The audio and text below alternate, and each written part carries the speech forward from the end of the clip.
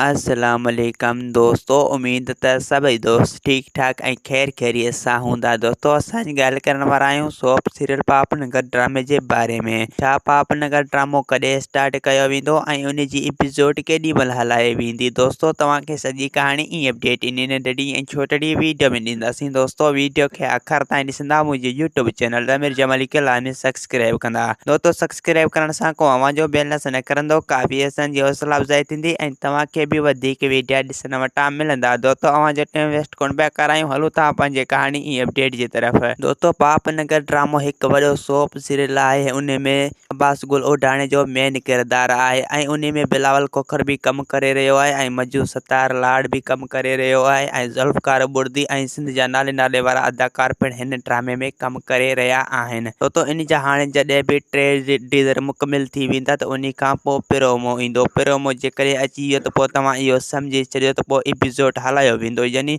3 teaser पूरा थींदा त उन खां पोइ प्रोमो ईंदो। पर अॻो पाण खे प्रोमो जो इंतज़ारु करिणो पवंदो। दोस्तों पापनगर ड्रामे खे हिकु बहितरीन कहाणी आहे ऐं पापनगर ड्रामो हिकु KTN TV जो वॾो सोप सीरियल ड्रामो आहे। तमामु ज़बरदस्त ड्रामो आहे ऐं दोस्तों इन ड्रामे खे राति जो 8 वॻे हलायो वेंदो, यानी हफ़्ते में 4 ॾींहं हलायो वेंदो राति जो 8 वॻे। दोस्तों हिन में अब्बास गुल ओडाणे जो मेन किरदारु आहे ऐं अब्बास गुल हिन ड्रामे में तमामु वॾो हीरो आहे ऐं हिन ड्रामे खे अब्बास गुल अहिड़ो त बणाए छॾींदो जो असां सोचे बि नथा सघूं। यानी अब्बास गुल ओडाणो हिन ड्रामे खे बहितर खां बहितर करे छॾींदो। जो अब्बास गुल ओडाणे जा चाहींदड़ हिन ड्रामे जे इंतज़ार में आहिनि, उन जे करे हिन ड्रामे खे एतिरी त शोहरत मिली वेंदी जो असां सोचे बि नथा सघूं। छो जो अब्बास गुल ओडाणो जेको ड्रामनि में कोन आयो हो, हिन जी पहिरियों ड्रामो आहे ऐं ॿिया विच में छॾे वियो हो। उन जे करे अब्बास गुल ओडाणो नईं शुरूआत कई आहे पापनगर ड्रामे खां। तमामु जल्द हिन जी हाणे एपिसोड अचण वारी आहे। दोस्तों इंतज़ार जी घणी ख़त्म, हाणे ॾींदा असांखे इजाज़त, वरी तव्हां सां मिलंदासीं के नई वीडियो में। जेसीं ताईं पंहिंजो ख़्यालु रखंदा। खुदा हाफ़िज़।